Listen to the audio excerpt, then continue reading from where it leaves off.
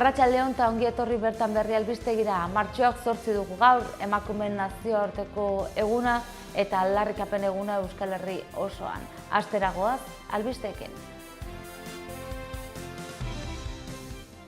Aukera berdintasunaren aldarrikapen eguna dugu gaur, martxoak 8 emakumearen nazioarteko eguna, hainbat mobilizazio izan dira Iruñan. Enplegu publikorako sarbideak alarazi die emakumeei, Kortesko, alkateak, lab sindikatuak lan arloan bereizketa matxista hau salatu du eta kentzea exigitu du. Terrorismo delituaren akusazioa kendu diote Altsasuko gertakariengatik auzipetutako Aritz Urdangarin gazteari, baina gainerako 8 lagunen auzipetzea berretsi du. Espetxean jarraitzen dute Adur Ramirez de Alda, Jokin Unamuno eta Oian Arnanzek. Iruñeko aurrekontuen berri emateko 35.000 esku horri banatuko ditu udalak. Kulturaren zuzendaritza nagusiak Nafarroan antzerkia bultzatzeko plan berria aurkeztu du. Aukera berdintasunaren aldarrikapen eguna dugu gaur, martxoak 8 emakumearen nazioarteko eguna, mobilizazioak eta elkarretaratzak Euskal Herriko herri eta hainbat hiriburuetan. Iruñan, eguerdiko 12 laurden gutxietan manifestua irakurri dute udaletxeko plazan eta ondotik bilkura isila egin dute Gaztelu plazan. Arratsaldeko 8 mobilizazioa deitu dute Gaztelu plazan. Emakumearen nazioarteko eguna da gaur, martxoak 8, emakumezkoen eta gizonezkoen arteko berdintasuna sustatzea eta horren aldeko borroka babestea helburu duen eguna hain zuzen. Orain arte asko lortu bada ere, asko dago egiteko. Lab sindikatuak soldata berdintasunaren egunean esan zuenez, emakumezkoen soldatak bataz beste 133,6 hazi beharko lirateke gizonezkoek beste kobratzeko. Bestera esan da emakumezkoek gizonezkoek baino 8,49 euro gutxiago Nafarroan. Horren ildotik mintzatu zen Emakunde Emakumearen Euskal Institutua ere. Bere esanetan, soldata ezberdintasunaren arrazoiak aztertzeko orduan lan segregazioa aipatu du Emakundek. Horren arabera, emakumeak lan mota jakin batzuetan aritzen dira edota buruzagitzan aritzea oztopatzen zaie. Segregazio horren erruz, emakumeentzako lanak daude soldata baxuagoak dituztenak Emakunderen esanetan. Euskal Herriko Koordinadora Feministak manifestazioak deitu ditu gaurko emakumeen nazioarteko egunaren harira. Halaber, asteazken honetarako mundu mailan deitutako geldialdiari atxikimendua eskaini dio. Iruñean elkarretaratzea egin dute eguerdiko 12 laurden gutxietan udaletxeko plazan eta bertan manifestua irakurri dute. Ondoren Gaztelu plazara abiatu dira eta bilkura isila egin dute. Arratsaldean mobilizazioa deitua dago Gaztelu plazan arratsaldeko 8 aurrera. Emakumeen nazioarteko eguna da, baina albiste bitxia heldu zaigu Kortes herritik. Bertako alkateak enplegu publikorako sarbideak alarazi die emakumeei. Lab sindikatuak lan arloan bereizketa matxista hau salatu du eta eskaintza hau bertan bera uzteko exigitu du. Kortesko udalak gizonezkoentzako bakarrik diren 4 brigadako peoi lanposturako deia egin du. Hau horrela izanik lab sindikatuak berriro ere lan arloan bereizketa matxista salatu du. Herri honetako alkate andrea gizonezkoa izatea eta Kortesen bizitzean nahitaezko betekizuntzat jotzen dituen 4 brigadako peoi lanposturako LPEa sinatzen du. Eskaintza hau, Nafarlan sareak arauturikoa da eta interes orokorra duten obra eta zerbitzuak gauzatzearren zailtasun handiak dituzten langabetuen kontratazioa bultzatzea du xede, Europar funtsa sozialak kofinantzaturik. Alkate andreak berriz edukia murriztu eta ebazpenean agertzen diren bestelako kolektiboak baztertzea erabaki du. Hala nola, 133tik gorako desgaitasuna dutenak, indarkeria matxistaren biktimak, emakumeak orokorrean eta 30 urtetik beherako gizonezko gazteak.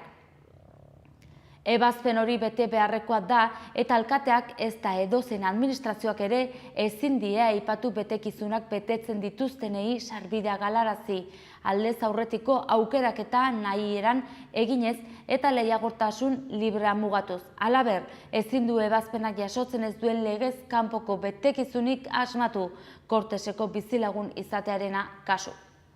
LAB sindikatuaren iritziz, herritar guztien eskubideen bermatzaile izan beharko lukeenak horrelako praktikak betikotzea guztiz onartezina da. LAB sindikatutik eskaintza hau bertan behera utzi eta aukera berdintasuna bermatuko duen bat onartzea errekeritzen dute.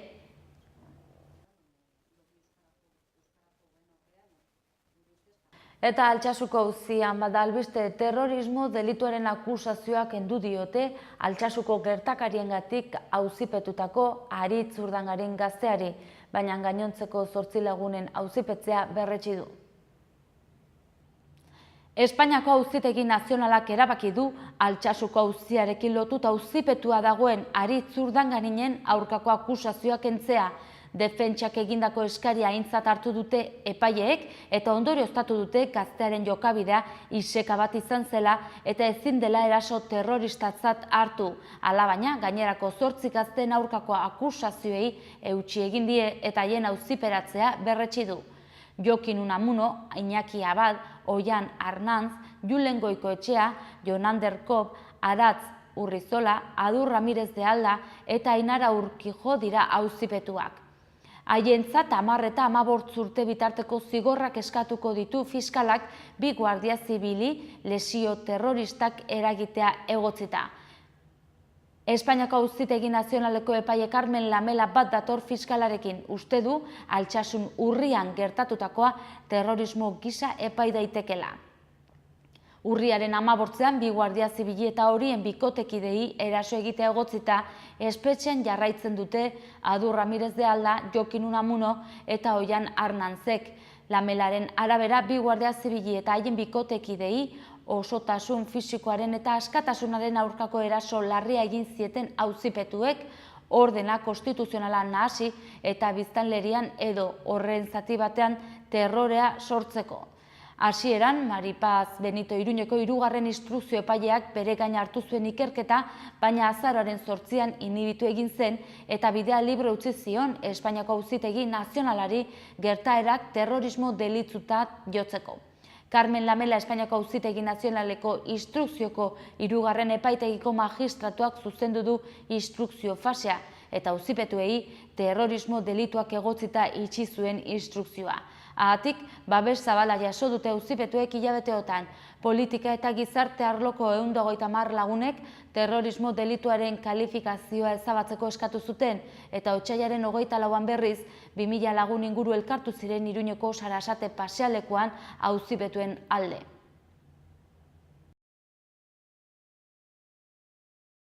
Iruñeko aurrekontuen berri emateko 35.000 esku orri banatuko ditu udalak. Iruñeko udala bihar hasiko da 35.000 argibide esku paper banatzen hiriko auzoetako postontzietan 2017ko aurrekontuen kontzeptu nagusiak zuzenean herritarrei ezagutzera emate aldera. Otsailaren 24an sartu ziren indarrean aurrekontuak guztira 186,5 milioi jotzen dute eta neurri sozialen, enpleguaren egonkortasunaren eta zerbitzu publikoen alde egiten dute. Aurrekontuetako gastuen 43,02 gizarte gastuetara bideratu da honako alor hauetan: gizarte ekimena, kultura eta hezkuntza, partaidetza eta berdintasuna, hiri ekologia, etxebizitza, enplegua eta merkataritza. Izan ere, gizarte gastuetarako diru gehiago esleitu da segurtasuneko, giza baliabidetako eta kontserbazioko gastuetarako baino. Triptikoak Iruñeko aurrekontuen oinarri izandako 6 printzipioak ematen ditu aditzera. Gastu soziala erabateko lehentasun gisara, pertsonak izatea udal politikaren ardatza, aniztasunari errespetua, Iruñeko ondare eta aberastasun den aldetik, emakumeak ahalduntzea eta indarkeria matxistak errotik desagertaraztea, hiri mugikortasunaren kontzeptu berria eta herritarren partaidetzaren aldeko apustua. Halaber, 2017 urterako aurreikusitako hiriko inbertsioen berri ematen du esku paperak. Guztira, 18,7 milioi euro jo dezakete. Aurrekontuetan jaso eta onetsitako 11,22 milioiri 7,5 milioi gehitu ahalko zaizkie, zeinak ekainean gehitu ahalko baitira finantza aldetik jasangarriak diren inbertsioen formula baliatuta, diruzaintzako geldikinei esker. Esku horria, 35.000 etxe bizitzatan banatuta, Iruñan erroldaturik dauden etxe bizitzen 50%era iritsiko da banaketa. Proportzionalki egingo da auzo bakoitzeko populazioa eta hiriko guztizkoa aintzat hartuta.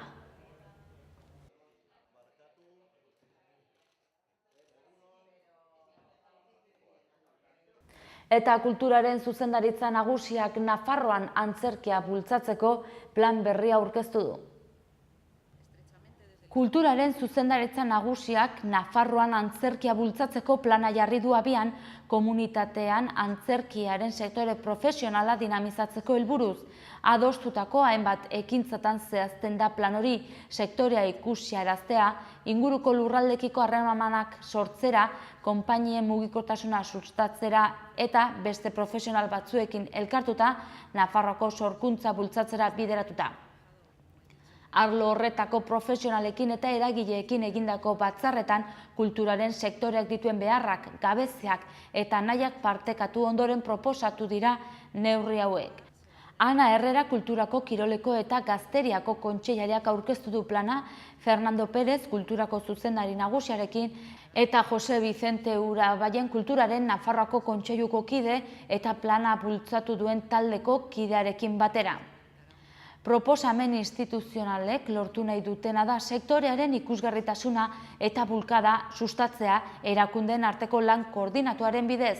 Zentzu horretan planak hainbat neurri proposatzen ditu, hala nola, Nafarroako gobernuak eta foru parlamentuak adierazpen instituzional bat egitea antzerkiaren prestigioa berreskuratzeko helburuz.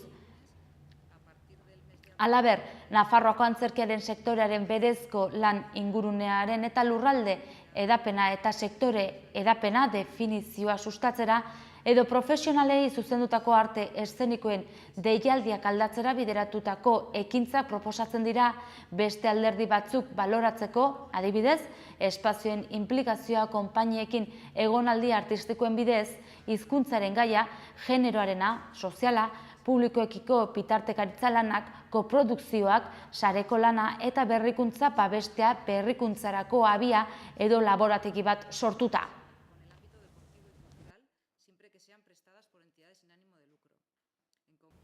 Nerabe eta gazte etorkinak laguntzen dituen 6 elkarteak elkartasun afaria antolatu du hurrengo martxoaren 10ean nerabe eta gazte hauei laguntzeko helburuz. Maite Ziganda, 6 elkarteko koordinatzailea Xaloa Telebistan izan da elkartearen inguruko xehetasunak azaltzen.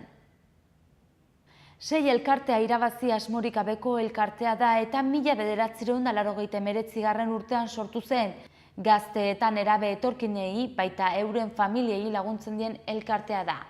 Maite Ziganda, 6 elkarteko koordinatzailea, Xaloa Telebistan egonda elkarteari buruz solasten eta bide batez hurrengo martxoaren 10ean egingo duten elkartasun afariaren berri eman digu. 6 elkartea, 6 dira siglak, esan nahi du, erderaz, Servizio Sozioedukatibo Interkulturala. Eta nik uste dut esaten duela nahiko ongi zer garen. Da zerbitzu bat, interkulturala, han elkartzen gara gehien bat etorri berriak diren nerabeak, eta egiten diegu harrera, etorri berriak dira, pixka bat egitea leku berrira. Ni koordinatzailea naiz, orain dela 2 urte, 2-3 urte nago hor lanean, eta da oso elkarte berezia. Joan den urtean bakarrik 192 gazte pasatu ziren, eta etortzen dira oso leku desberdinetatik. Gehien bat orain etortzen dira Boliviatik, asko aldatzen da, segun eta nondik etortzen diren. Orain dela 5 urte gehien bat etortzen ziren Ekuadorretik, gauzak aldatzen dira etortzen diren herrian, adibidez Ekuadorren gauzak asko aldatu dira, eta orain gehien bat etortzen dira Boliviatik. Azken 2 urte hauetan asko onditu da txinatarrak, txinatik etortzen diren nerabeak. Maite Zigandaren elkarrizketa guztia ikusteko aukera izan duzu albistegi honen ondotik, egunez egun Iruñerriko hotsak eta zaratak saioak. Eta gu goazen orain eguraldiaren iragarpenarekin.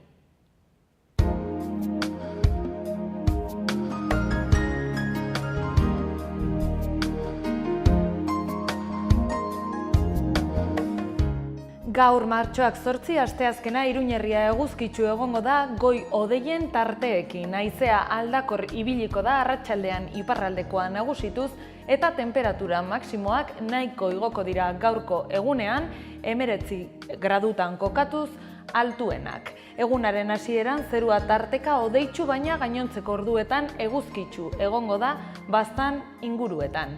Goi-hodei batzuekin tarteka haizea aldakor ibiliko da arratsaldean iparraldekoa nagusituz eta temperatura maksimoek gora eginen dute 15 graduetara gaurko altuenak. Bihar Iruñerrian goizean zehar lanbroa eta lainoa ikusiko ditugu, baina eguzkitsu egongo da goi-hodei batzuen tarteekin. Hego-haizea nagusituko da eta temperatura maksimoak nahiko gora eginen dute berriz ere. Goizean lanbroa eta lainoa baztan aldean eguzkitsu egongo da eta hego-haizea nagusituko da. Temperatura minimoak mantendu egingo dira eta bitartean maksimoek gora egingo dute beste behin. Nafarroari dagokionez, hobera egingo du gaurko eguraldiak. Goizeko lehen orduetan giro motela izan badugu ere, goizean bertan hodeiak gutxituz joan dira. Eguerditik aurrera giro eguzkitsuaz goza ahal izango dugu, goi-hodei fin batzuk baino ez ditugu ikusiko eta temperaturak gora eginen du balio atseginetan mugituz. Hauexek izan dira emakumearen nazioarteko egun honetan izan diren albisteak. Aukera berdintasunaren aldarrikapen eguna dugu gaur, martxoak 8 emakumearen nazioarteko eguna, hainbat mobilizazio izan dira Iruñan. Enplegu publikorako sarbideak galarazi die emakumeei, Kortesko, alkateak, lab sindikatuak lan arloan bereizketa matxista hau salatu du eta kentzea exijitu du. Terrorismo delituaren akusazioak kendu diote Altsasuko gertakariengatik auzipetutako Aritz Urdangarin gazteari, baina gainerako 8 lagunen auzipetzea berretsi du. Espetxean jarraitzen dute Adur Ramirez de Alda, Jokin Unamuno eta Oian Arnantzek. Iruñeko aurrekontuen berri emateko 35.000 esku horri banatuko ditu udalak. Kulturaren zuzendaritza nagusiak Nafarroan antzerkia bultzatzeko plan berria aurkeztu du. Eta bertzerik ez gaurkoz, mila esker zuen arratagatik eta arratsalde ona izan. Bihar arte.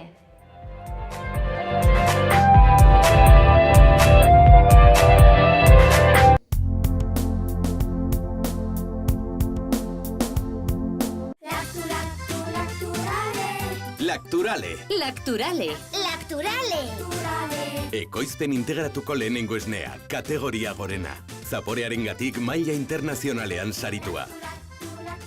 Benetako esnea, elez idazten da. Lacturale.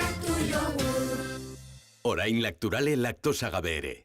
Gorritxon atsedenerako sistema hoberenak eta loaldi egoki batendako beharrezkoak diren produktuak aurkituko dituzu. 40 urte daramatzagu punta-puntako materialak eta marka hoberenak bezeroaren eskura jartzen.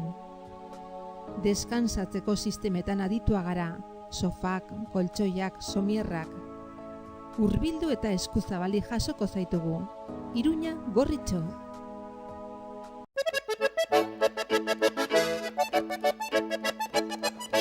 Irungo Meak auzoan Ola sagardotegian famili edo lagun artean giro ezin hobea. Sagardo propio ekoizten dute, zato aurtengo sagardo goxoaz dastatzera, kalitatezko sagardotegi menuarekin batera eta etxean bezala sentituko zara. Irunen Ola sagardotegia.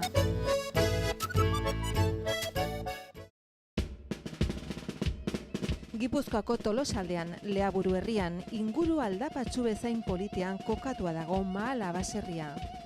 Bertan ekoiztu eta elaboratzen dira hainbat esneki eta txerriki, hasi gazta eta jogurretatik eta txorizo eta urdaiazpiko onduetaraino. Baserritik bezeroaren ganaino zuzenean iristen dira produktuak, modu naturalean eginak dira. Beraz, benetan, produktu osasuntsuak konsumitzeko aukera ematen du Mahalak, eta goxo-goxoa gainera. Jan Baserritik. Gure lurreko larre gozotik, nator zuzenean. Zuretzat esneki bihurturik modu naturalenean.